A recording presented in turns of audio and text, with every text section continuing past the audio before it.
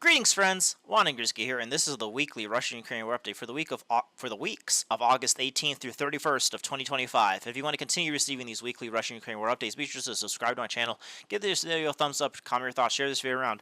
Keep being amazing. And you might be wondering, weeks? Yes, as you've noticed, if you guys follow me, I did not make an update last week. Again, I was busy. But this week, we're going to make a double slam, grand slam 2-week special. And yeah, so we're going to go over everything that happened these last 2 weeks, what happened by the end of August of 2025. And this week, we're going to start in Pokrovsk. So you might be wondering, you know, when we talked about how there's this massive Russian breakthrough towards Zoltaya Kolodasky, trying to break the, cut off the Dontesk Kramatorsk highway. But when we said that, we're like, hey, you know, the things are still going on. We need some time to settle in. Well, it's been 2 weeks since that point. Do we have any more better idea of what's going on here? Not really, actually. This entire area, kind of this northern part of Pokrovsk here, near Zaporizhia, more likely, is kind of in a big question mark. We have had some more flag change. We've had more geolocated confirmation. We have mappers are starting to get a better idea what's going on, but it's not 100%. This is very much very fluid. A lot of the whenever we use mappers, you might be confused to think like, you know, between, you know, the Russian controlled and the Ukrainian controlled is like, okay, you know, there's Russians literally guarding every single point of this orange part, and the Ukrainians are literally right next, like right in front of them. Sometimes that's not the case. There might be a huge gray zone between these two areas, and you know, it's not as solidified as we might think. Or at least it's not as strongly held. Maybe it's slightly held. You know, so you know, it just depends on a lot of factors here. So, what do we do? What do we know about what's happening in northern Pokrovsk here? So, a little bit what's happening. So, the first thing is the Ukrainians are still counterattacking. The Russians have resisted thus far, but depending on who you ask, the Ukrainians or the Russians, this is the situation. So, I don't know what exactly is the case here. So, but from what it seems like is that the Russians are still in control around Kucher Yar and have like, you know, like a bit of a salient here. The Russians have been completely kicked out of Rabuzhnia, Zoltoya, Kolodasky, Vasola, and Grishka, which they were in. We had geolocated confirmation actually of the Russians being there, so it was true that they were there, but it seems like they were finally kicked out, and so the Russians have more kind of retreated to some positions in this area. Along with this, the Russians are moving a little bit towards Toretsky here, this village right here, and have taken up some positions in these fields to the east here, cutting the road between Grushki and Sakova. Yeah, so that's the situation there. And it seems like the Ukrainians have got back their positions here. So this is and then between them is a bit of a gray zone. This seems like what most mappers agree is going on here. However, a lot of sources are saying the Ukrainians are trying to liquidate this entire pocket. According to neutral and pro-Ukrainian sources, is that they have actually are doing a massive counterattack from Novodonbassy and Belitsky, you know, and have kicked the Russians out of Dorozhny, Novoshavkova, and this is a pretty bad thing for the Russians because this is kind of has a bit of a more higher elevation if you look at the elevation map, and this you know protect their flank. You know, if the Ukrainians are in Dorozhny and Novoshavkova, then you know the Russians, you know, there's not a lot of natural defenses, you know, that they can have here, you know, and you know the Ukrainians can keep pushing down this way and slowly cut this entire area off. We had GLK confirmation of the Russians raising their flags in Panivka, this village right here, and we also had GLK confirmation of the Russians being in the south-central part of Volodymyrivka. According to some sources, Volodymyrivka has been taken by the Russians, so, you know, they have actually taken this village. But in terms of, like, this kind of western flank, I don't know what the pro-Russian, if you ask pro-Russian sources, they are saying that Novoshavkova, Ivanovka, and Dorozhny, the Serbian-looking town, is under Russian control, and that the front line kind of looks like this. Which, if it is like this, then this is good for the Russians because they can actually. This is a pretty good natural defense. But if the Ukrainians have broken through here, we don't have any GLK confirmation of that. But if the Ukrainians are in Novoshavkova and Dorozhny, they could definitely make another big push or try to take Niko Nerivka. If they could take Niko Nerivka, this would be very catastrophic. Well, not catastrophic, but it would very much be very dangerous for the Russians to keep here, and the Russians would have to retreat back towards this area here. Now, what the Russians also have been doing is, what they've been trying to do is hold their positions in this area near Kucher Yar and have something like this, but also they are trying to expand on their eastern flank here, and this is actually where a lot of the where the Russians are focusing on their offensive, while the Ukrainians are focusing on trying to cut the Russians from the west here. The Russians are focusing their offensive actions on the east here. And this week the Russians took a ton of fields to the north of Poltavka and Polva Yar. We're talking like almost this entire area right here was taken these last 2 weeks. So a lot of fields were taken, and the Russians are slowly but surely moving up, trying taking all the fields that are to the west of Sofivka. And the main goal for the Russian army, just as they're pushing from Kupyansk Yar here, is to take Sofivka and then also take Toretska and have the front line go something like this. That way they could encircle the strong Ukrainian stronghold in Shakova, which is a very pain in the ass because the Ukrainians here are able to launch countless, also are able to cut the Russians off here. So if the Russians could take something like this, then their flank will be secured, at least on the eastern part, and then they could try to hold off any Ukrainian counterattacks that are happening here. But for right now, the Russians could get attacked on multiple angles here, and then they'll have to retreat back here. And this would be kind of bad for their offensive as they try to encircle Pokrovsk and Leningrad from the north here. So that is what's happening here. Also, as I mentioned, Volodymyrivka is taken by the Russians, but Ukrainians deny this. But it does make sense. It's on the other side of the river. It's going to be hard to supply. So, at the very least, it's a bit of a gray zone if you want to take the Ukrainian sources at their word there. Anyway, and yeah, so that is what's happening in this kind of breakthrough that happened in Derbepilia. We still need more time to see how that goes. The Ukrainians are counterattacking. The Russians are trying to do the Shakova pocket. Nice some ice-cold lemonade. Well, not ice-cold, but pretty cold. Cool lemonade. Pretty good for the summer. Anyway. We have a very good. So this is what's happening here. The main focus for the Russians is encircle the Shakova pocket. The main thing for the Ukrainians is to, if they have not taken this, then take these villages, Novoshakhov and Dorishny, and then break through towards Nikonorivka and try to break this kind of salient in Kupyansk Yar. So we shall see how that develops. Anyway, and then as we go more to the Pokrovsk and Leningrad itself here, there's been the battle for Rudinsky is still ongoing. I don't really believe the Russian sources that are saying that they've captured a bunch of these fields here and have taken what was this village called? Nova Alexandrivka. We have no GLK confirmation of that, so yeah, I don't think maybe they have DRGs operating through these fields here, but I don't think there's any solid Russian source here. I do think the Russians are probably up against this rail line, but I think besides that's like where the front line maybe is. And this would work well, especially if the Russians are also in control of Dorishny and Novoshakhova as they say they are. So, it's definitely something to, this is where I think the front line is in the north here. But anyway, the battle for Rudinsky is still ongoing, but there's been not really that much changes. We talked about how the Russians captured the Rudinsky mine last time, but there's been really big changes before that. We had GLK confirmation of the Russians being in the most eastern part of Rudinsky, but apparently they got kicked out, which makes sense. A lot of some pro-Russian sources are saying that these residential areas in the north of Rudinsky are under Russian control, but again, we have to see. So it's definitely a lot of, it's a bit of unknown where Rudinsky is. Definitely the battle is still ongoing. It's back and forth, but, it's, Rudinsky is the key to encircling Pokrovsk from the north. So it's going to be very fierce fighting for this town here. A bit more to the south here, the Russians are taking more and more of these fields to the north of Leningrad. We talked about how they took this giant Terracon last week, and we actually had GLK confirmation of the Russians taking these fields to the south of it. We also had GLK confirmation of the Russians taking the substation here. So I think the next thing the Russians are going to try to do is storm this other small, this little like warehouse district here, give them, take more of this area here.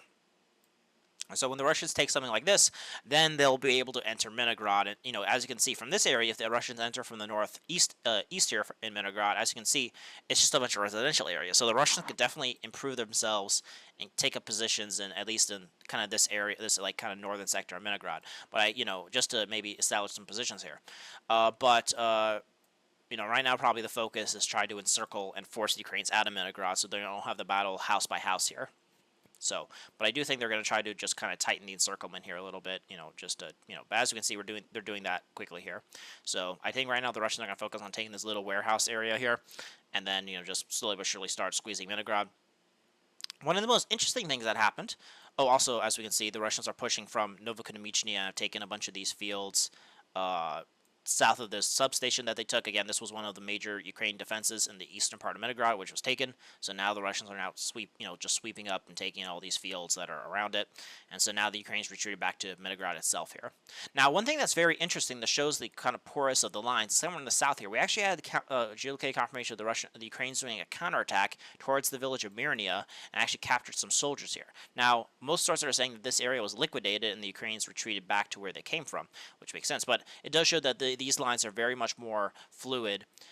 We also had geolocated confirmation of the Ukrainians being right on the very southern part of Novokomichnya. So it does show that this kind of area right here is a bit more porous, a bit more like fluid than we might think. So if the Ukrainians could do a raid like that, so it does show that so the Ukrainians did do that raid, but it didn't really help them. If I was the Ukrainians, I probably would have tried to do some sort of raid into Novokomichnya and try to break the Russian control here, because if the Russians keep Novokomichnya, then this is what allows them to keep getting closer to Mitrograd. But doing a raid into these villages in the back here doesn't really help them much. It makes them in a very precarious situation. But yeah, so they got retreated back here, but at least maybe it delayed the Russians, so that's something for the Ukrainians. And then kind of in Pokrovsk itself here, where should we start? Let's start here. So in the Pokrovsk itself, we had geolocated confirmation of the Russians raising their flags in Leonardo da Vinci here. I think it was like somewhere right here that they were raising their flags here. Most pro-Russian sources are saying that they have everything to the south of the E50 highway. Now, before we actually had geolocated confirmation of the Russians having DRG activity all over the center part of Pokrovsk. That being said, most sources are saying that all the DRGs in Pokrovsk have been either killed, captured, or they retreated, and that makes sense. They can't really hold stuff.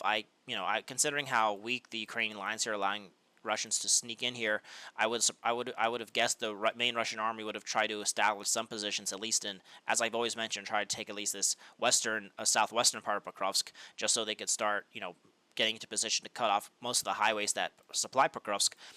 But that just seems not to be happening. But most Russian sources are saying that everything to the south of this E50 highway has been taken by the Russians. We had the Russians raising their flags in Leonardo da Vinci, and not only that, we actually had geolocated confirmation in this kind of southern citadel here. This is kind of the main defense of the Pokrovsk area here. We had the Russians getting, I think it was somewhere in these areas. I forgot which building specifically, but somewhere in this most southern part of the southern citadel with all these high-rise buildings, somewhere in this area. In this area here, in one of these buildings, the Ukrainians were attacking it with their tank, and we also had the Russians getting shelled in this area. So so the Russians have some sort of position in this southern citadel, which I thought they would not do. I thought they would not, storm these high-rise buildings. I thought they would just leave those be and then just start trying to just cut them off. I thought that would be what was going to happen, but it's definitely how do you say it? It does show that the Russians are at least putting pressure here. So maybe the Russians are here, maybe they got kicked out, but it does show that the Russians are in control of this kind of southern suburbs here. But I'm just wondering when the Russians will actually try to break into it. Maybe they're just going to wait on the outskirts until they do. Maybe most of the focus is on the northern part, but I do think it's kind of in tandem. Like right now, as we can see, the Ukrainians are throwing a ton of reserves and holding onto Radinsky and holding off this pocket that's forming up here. So it's definitely since this is slowed down, you don't just stop. Now you keep pushing, right? So you start trying to push here and try to cut off, and so you're just pushing on multiple angles here. So you don't just wait for one. But yeah, we shall see how that develops for Pokrovsk. And then finally, for the Pokrovsk direction, the final thing is that the Russians have finally captured Udachna. At least that's what most sources are saying. We had geolocated confirmation of the Russians clearing the center part of Udachna. Now, we don't have actually 100% confirmation yet. Like for example, we don't have the Russian Ministry of Defense saying it. Usually they say that, but maybe they need time to clear it. For example, we don't know if they clear these agricultural buildings to the north. Some sources, we don't have any geolocated confirmation of the Russians being in the most northwestern part of Udachna here, but most sources are saying that Udachna has been cleared from the Ukrainians, which makes sense. I think right now they're just in a clearing operation. Taking Udachna is a very good step for the Russians. It gives them a very solid position. What they're going to do next, I don't know. Maybe they going to start moving towards this giant Pokrovsky mine. My guess is that they're going to hold on to this Kotlina Udachna kind of area as their flank, and then maybe focus on moving along this rail line to try to take Pokrovsk, because they don't really need to take this thing here. A lot of people were thinking before that they were going to move across these fields to try to take Sigirivka and try to cut it from this way. But it seems like it would just be a lot more easier if the Russians just like move along this rail line and just kind of move in tandem here and just kind of cut the highways at their source here. Because if you cut off here, yes, you cut the highway, but you don't cut off all these roads that kind of leave towards Grishny and towards the open country here. So, but if you cut off these roads here, then you do cut them off. So, I think it's just, I don't think the Russians are going to try to storm the Pokrovsk mine, at least right now. So, we shall see how that develops. But yeah, that is the Pokrovsk direction.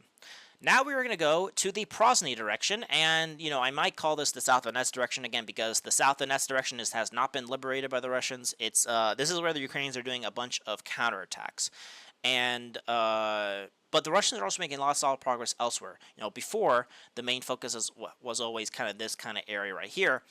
But now, where the Russians are actually shining is actually in this kind of area in the Dnipropetrovsk, Zaporizhia direction. This area, like right here. So, that is a lot of interesting things were happening in this X section in these last 2 weeks. But first, let's talk about the Ukrainian counteroffensive. So before, we talked about how the Ukrainians were raising their flags in Andriivka, Klitsulovo. I thought that was a PR thing.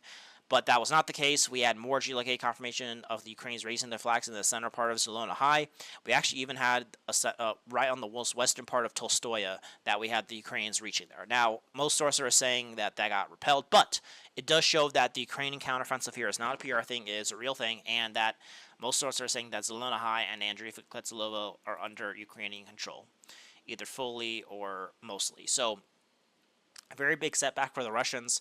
These are I talked about how these two are very decent-sized villages. I think they had like 1,000 people each or something, maybe a couple in the high hundreds at the very least, which is very big, and allowed the Russians to accumulate forces. And, I talked about how, they could start storming Ivanovka, they could start storming Horlovka, create a bridgehead here, and start trying to encircle Novopoltovka. But because they were kicked out here, they won't be able to do that anytime soon.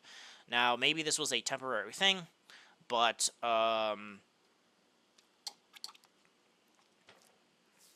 it does show that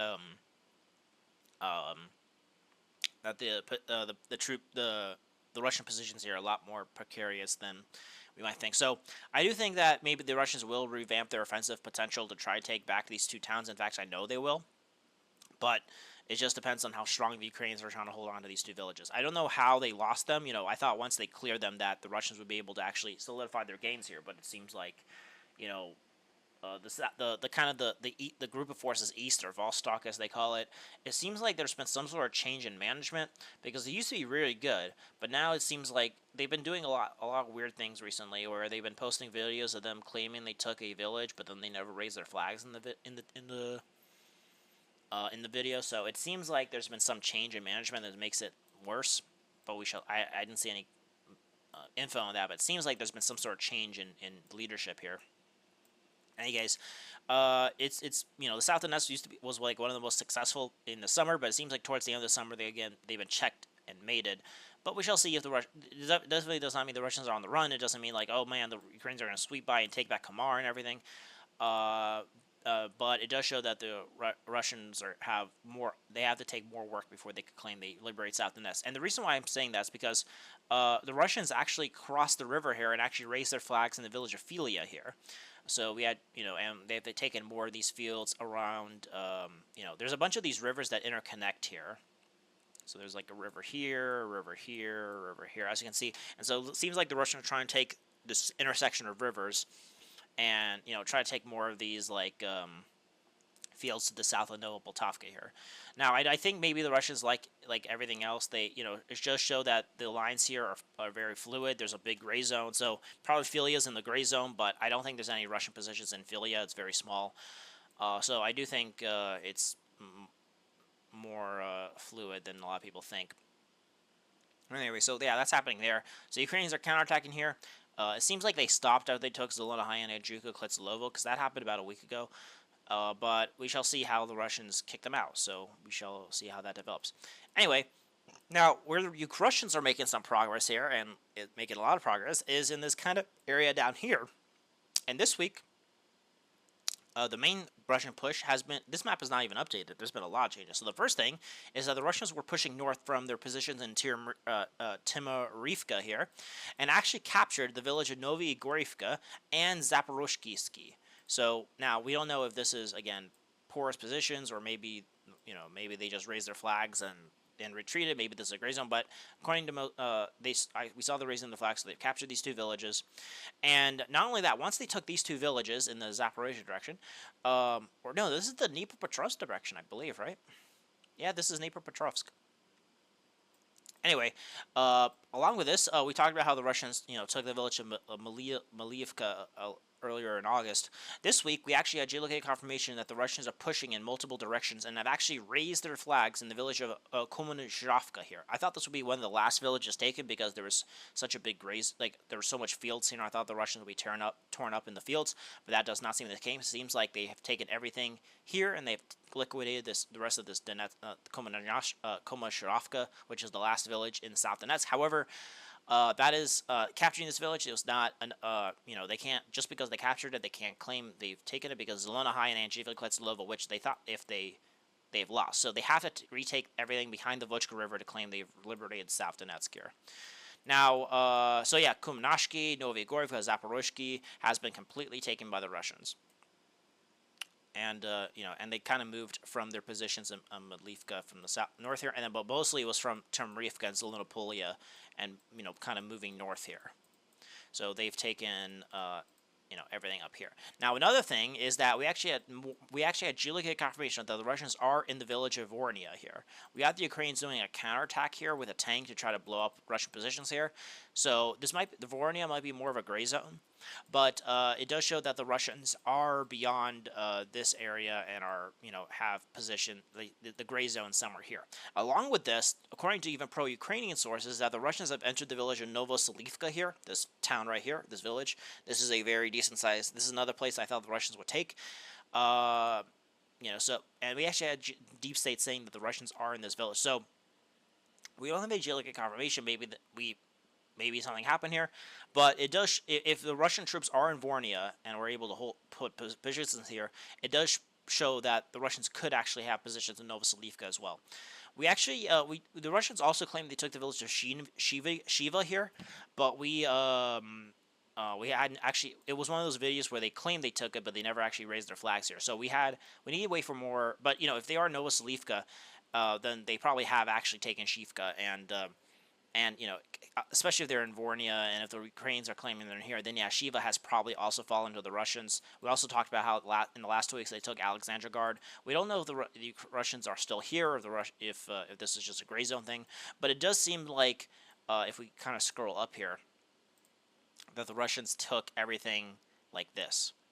And if this is the case, then the Russians are in a very, very solid position. So if the front line is something like this in the kind of this Prosny direction, then the Russians are in a very good position here. And I think the next thing the Russians are going to try to do is take a few of these villages like Sonsivka, Berezovsky, Ternovo, Novomikhailivka, Kalansky, and Stepovo. Push a little bit more here. Take something like this. And then once they take something like that, as you can see, they'll have position. This would give the Russians very solid positions, and then the Ukrainians will fall back towards their line of defense, the Uspenivka defense line that goes along this river here that helps defend, which is the gateway to Gilipolia. But I do think the Russians, once they take something like this, will probably pause and probably focus on trying to take Novopoltovka, and that'll be where the main focus is. And they just want to push a little bit here to secure their flank here before they start pushing towards Novopoltovka and stuff like that. So we shall see how that develops. Along with this, the Russians are also actually pushing through these fields. Have they actually taken a bunch of these fields to the west of Levanat here? And so that's very good for the Russians, and this makes sense because they are, just securing their southern flank here a little bit. So, yeah, taking these fields is a very good gain for the Russians. So we shall see how that develops. I do think maybe the Russians are going to try to act. We talked about how earlier this summer they took the village of Malinovka, and I do think maybe what they're going to try to do is maybe take the village of Vasola, Zelona High, and Vasovka, take Poltavka here, take something like this, and then just slowly but surely try putting the pressure on the southern part of the Uspenivka defense line here as well. So I do think that the Russian positions near Gallipoli might be activated soon. Alrighty. That is the Prosny South Donetsk direction. In the Zaporizhia direction, there's actually not been that much changes, but there's been some changes around the town of Stepanhursk where the main battles are being fought. We actually had geolocated confirmation of the Russians getting bombed and attacked in this kind of more. So it looks like they actually crossed the positions here. Now, Ukrainian sources are saying that they got kicked out and they retreated back, but it does show that at the very least, everything to the south is kind of like water reservoir, like there's a little river that separates Stepanhursk from the Stepanhursk citadel has been taken. So it looks like the village of Plavny has been taken by the Russians in the Zaporizhia direction. We had more geolocated confirmation of the Russians being in the Stepanhursk citadel, so it does seem like it's not 100% under Ukrainian control. So we still need to wait to see how that develops. But if the Russians take the Stepanhursk citadel and have something like this going on, then they'll be in a very good position to start storming kind of these dachas that are to the west of Stepanhursk. And if they could take these areas, they could then start encircling Stepanhursk and put a lot of pressure on it. The main thing is that the Ukrainians are also doing their counterattacks. The Russians have positions in Sherbrinka and Malosherbrinki and Stepova, and the Ukrainians are doing counterattacks to try to break this kind of defense line here. So it does show that, just because as the Russians push towards Stepanhursk, this is probably the furthest they can go, because as they can't, a lot of sources they're saying that the main goal for the Russians is to try to take the village of Pryamorsky here and try to reach the Kronky River here, because if they can reach the Kronky River, then they'll be actually within range to send FPV drones into Zaporizhia itself here. So they could then start striking Ukrainian positions in Zaporizhia with FPV drones. But the thing is, if they continue pushing northwards, their entire flank would be exposed from Ukrainian positions that are here. And we actually already see this happening with the the Ukrainians trying to counterattack here. So, maybe the Russians could take Stepanhursk, but once they do that, they have a lot of, they have to probably push, through these areas and, just secure their flanks a bit more to the north here. So, yeah. But besides that, the battle for Stepanhursk is still going on. Alrighty, now we're going to go to the Kostiantynivka direction, and the Kostiantynivka direction, there's been some changes. The main thing is that a lot of these pockets that lead up to Kostiantynivka are being liquidated, but it's like 75% confirmed, but we don't know 100% yet. But according to pro-Russian sources, according to most neutral sources, that the Russians have liquidated two important pockets. The first is the Klubin-Bilka pocket here, this area right here. So, Russian sources are saying that they take Klubin-Bilka, and they have taken everything below this reservoir, which is something they had to do before. Now, we had, most sources are saying, we had Russians raising their flag. Oh, did we? I'm trying to forget. We're not trying to forget. I'm trying to remember.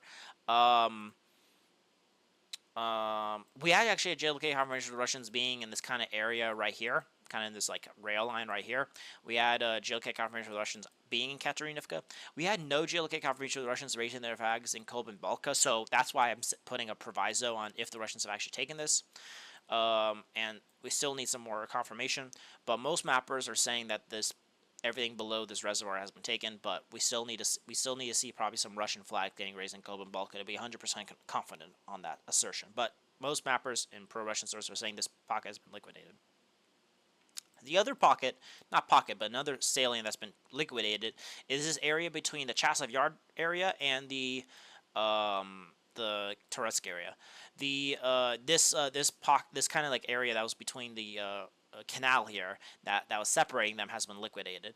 So the Russians have completely captured the village of Alexander Shushina. We had the Russians, being in these areas. We saw them. I think they had they raised their flags here. We had Russians getting shelled here. We also have 100% confirmation the Russians are in Prosyana, and so because of these captured Prosyana and Alexander Shushina, the Ukrainians were caught in this kind of salient here, and that everything between Prosyana and Alexander Shushina has been taken. As you can see, Syriac has only this area was recaptured by the Russians, and that the Ukrainians are still in this kind of like forest area. But so we're still trying to. We don't have any like the Russians there's nothing to raise here, so we don't have like the Russians getting shelled here, for example. So we're putting a bit of an asterisk on if it is. We still need to wait a little bit, but most sources are saying that this area between Alexander Shushina and Prosyana has been liquidated. So with these two pockets being liquidated, this gives the Russians very solid positions to start going into Kostiantynivka. Now, speaking of which, we actually had not geolocated confirmation of this, but according to some sources on the ground, that the Russians, from their positions in Zaporizhia and Prosyana, are entering these dachas that are right on the eastern part of Konstantinivka, because as you can see with Konstantinivka, it's just a bunch of residential areas, and it's not until you get towards the other side where you have high-rise buildings and an industrial zone and things like that. So we see how how do you say it? But that was probably just DRG activity. We don't have the Russians actually consolidating their positions here. I wouldn't be surprised if they do an attack here and try to enter here, but they're probably trying to shape the battlefield here a little bit more. But yeah, there's been also no changes in this kind of Chasiv Yar area as well. So my guess was they're going to try to maybe they're trying to regroup here, but my guess was they're going to try and move along this rail line, try to, maybe reach Popasna and start trying to, put the pressure on Konstantinivka from the north and from the east. So, but that seems like once they took Chasiv Yar, they kind of paused here. But yeah, so we two important tactical developments with the Russians liquidating everything behind these red lines, but we still need to have some more waiting to see if that actually occurred. So yeah, now we're going to go to the Seversk and Lyman directions. They kind of both intertwine. I usually, but let's talk about Seversk. In Seversk, there's actually not been that much changes. The Russians, they took Serebrenka, Verkhomanyanska. They are clearing these, like, the tactical heights here, and they have cleared them, but now it's just a battle of what will they do next. We talked last week how the Russians are probably going to try to focus on Dontesk and try to take the northern part of Seversk, because this week, and we had more confirmation of this week, and most mappers agree with this, even pro-Ukrainian sources, that the Russians have liberated what they call the Seversk forest, or the so-called magical forest. Actually, I think, yeah. Anyway, I like to call it the magical forest because the Seversk forest seems very hard to talk about. Anyway, yeah. So the forest was a very big natural defense for the Ukrainians, and it seems like they probably pulled a lot of forces here because there's been no movement in this direction for a very long time. However, we now have 100% confirmation of this. Well, not 100%, but most mappers are saying that the Russians have completely liberated this entire forest. Everything up to these rivers here has been taken. And because they liberated this forest, we talked about how last week the Russians took, like, the center part, but the most western part was still under Ukrainian control. But this week, it seems like even the western part of the forest has been taken by the Russians. Very good for the Russians. This would very much simplify the attack towards the Yampil, which is where the Russians will probably try to focus once they take Zaporizhia.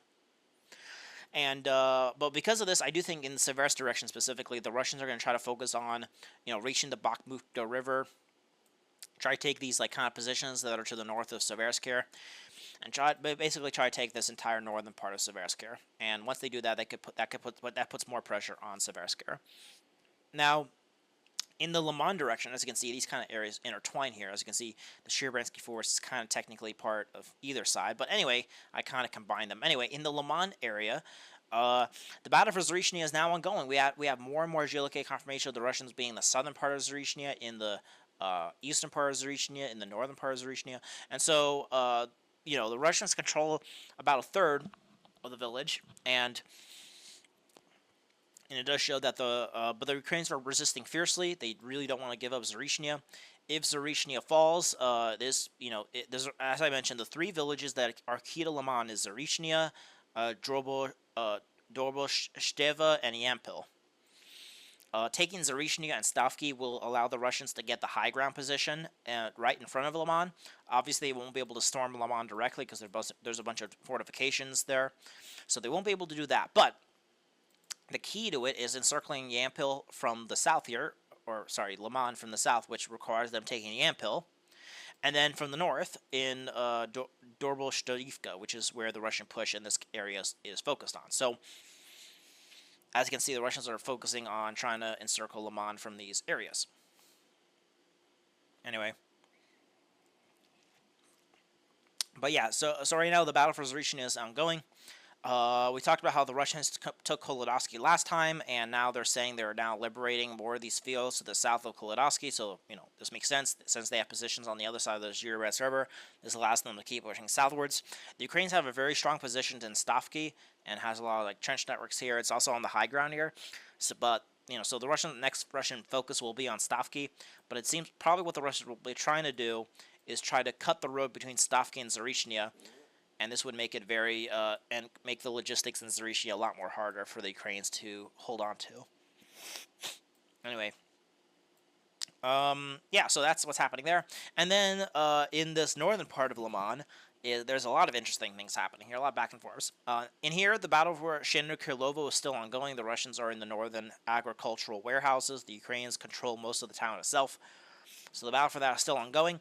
Most mappers are saying that the village of Sardinia has been taken by the Russians, which is probably they wanted to secure their flank here, so they took this small little village here just to hold their positions here as they storm Shenderkilovo here. Along with this, they took the eastern part of Karpovka. Karpovka is split in half, but most sources are saying that the Russians have taken the eastern part of it on the other side of this other river that's here. So the Russians in this kind of center part here near Shenderkilovo are making good progress. However, where it's very interesting is this kind of northern defense here near the Kharkov, Donetsk, and Luhansk intersections. This is the area where there's been a lot of back and forths. And this week we had geolocate confirmation that the Ukrainians are indeed in Rikadup in the center part of it getting bombed. So it does show the Ukrainians are counterattacking Rikadup.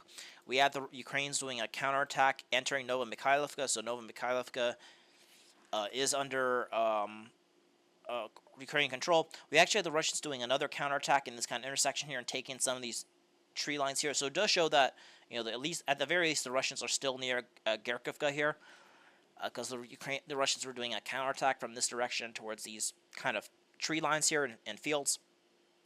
But to be honest, I do think that and now what's interesting is that earlier this week, in the end of August, is that we had a bunch of videos allegedly from the Russian sources here saying that the Russians were, raising, are in Andriivka. They're moving across these. They took the village of Gluzhkovka and are closely reaching Blivka here, and they're also from Gerkivka are reaching Drushka, Libel.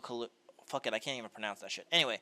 A lot of these villages to the north here are getting taken by the Russians, and that the Ukrainians are stuck in Novomyria and Novomikhailivka.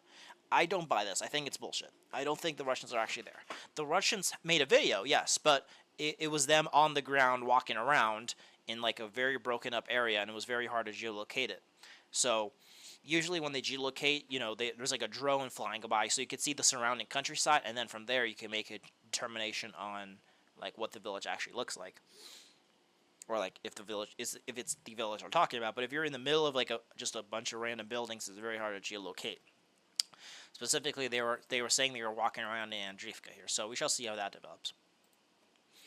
But if it is true that the Russians are here, then yeah, that's a very good game for the Russians. But considering the Ukrainians are in Rikadup and Novomikhailivka, I think it's pretty much baloney. And I do think that the Russian positions are probably more something like this. I think everything above this red line is under Ukrainian control. I think the Russians have positions in Novi.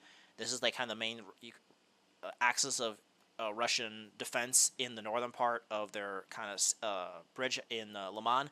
But I do think from Novi they've been able to push through these fields towards Karpovka. I do think the reason why it's taken so long to storm here is because their northern flank is not secured. If they take Rikadup, if they actually took everything they say they took, which I thought was what they were going to focus on, I thought they would take something like this. And then if they add something like this, then they'll, they have very good positions to hold off any sort of Ukrainian attack. They could hold on here, and then they could focus on Lyman. But they have not, and since the Ukrainians are putting a lot of pressure here, they're right now it's this kind of salient, not salient, but this bridgehead on the other side of the Zaporizhia River is very not precarious, but it's very hard to supply. So that's probably why it's a lot more slower than people thought. But right now, I think what the Russians should do is right now I think they have different armies. I think it's the 20th Army is focusing here, and the 21st Army is here. Maybe it's opposite. But anyway, what the army needs to do, one of the armies has to do here is focus obviously on encircling Lyman from the south, which also helps the Seversk direction. But then the other army needs to stop focusing on trying to take from the Lyman from the north. Before they could take Lyman from the north, they have to secure their kind of northern flank here, around the Kharkov Oblast here, and kind of secure their position there. So, yeah, so that's the situation in the Lyman Seversk direction. So we shall see how the Russians and Ukrainians develop here. Alrighty, lastly, we're going to now talk about the Kupyansk direction. This week, we just had more geolocate confirmation of the Russian... Maybe this was a little while ago, but we had the Russians getting, I think, bombed in this kind of area near this bakery here. There's a bunch of these kind of some buildings in the northern part of Kupyansk. So, yeah, it seems like the northern part of Kupyansk is still under Russian control. The Russians could accumulate a lot of forces here. As I mentioned, the Russians would be in a lot more better position if they, secured their flank here a little bit more, but, we shall see how that develops. But yeah, besides that, there's been no really other changes in the Kupyansk direction. And then in the Sumy direction, yeah, so now we're going to go to the Sumy direction. In the Sumy direction, the main biggest thing is that, well, the Russian Ministry of Defense did not notify us of it. We actually had geolocate confirmation of the Russians being right in the most southern part of Dontesk, and most sources are saying that the battle for Dontesk has come to an end, and the Russians have taken Dontesk, which is the biggest town they have taken in the Sumy Oblast ever since they re-entered it. Russians are probably now going to focus on trying to take the village of Satki, but it seems like both Russians and Ukrainians have pulled a bunch of their forces away from the Sumy area, and now it's just a token force here. So, because of this, the Ukrainian counteroffensive has stopped here. They took back Kinder, Charovka, and Andriivka, but it seems like they've stopped because they've pulled a bunch of forces from this area to the Donbass, which explains why the Ukrainians are counterattacking everywhere, because they have more troops. But now it seems like this area, the Sumy direction, is a lot more stable here. Maybe if the Russians could exploit this and try to retake Kindrovka and Andriivka and kind of have the first line of Ukrainian defenses in Sumy taken, and then they could stop, because I don't think that's all they could do for now. But so yeah, taking Dontesk is a very big gain for the Russians. And along with this, we actually had there were some Ukrainian sources showing that they took back the village of Roshny here, but most sources are saying they got defeated. So yeah, we shall see how that develops. But right now, the main goal for the Russians is to hold on to this first line of Ukrainian defense here in Sumy, and then probably just stop for now, because it seems like they obviously want to focus on Donbass rather than make it a very big thing in Sumy. But yeah, so that's the end of this video. Hope you guys enjoyed this weekly Russian-Ukrainian update. Be sure to subscribe to my channel if you want to continue receiving these weekly Russian-Ukrainian updates. Like this video, comment your thoughts, share this video around. Keep being awesome, and I hope you have a wonderful day. So aim high and wander on.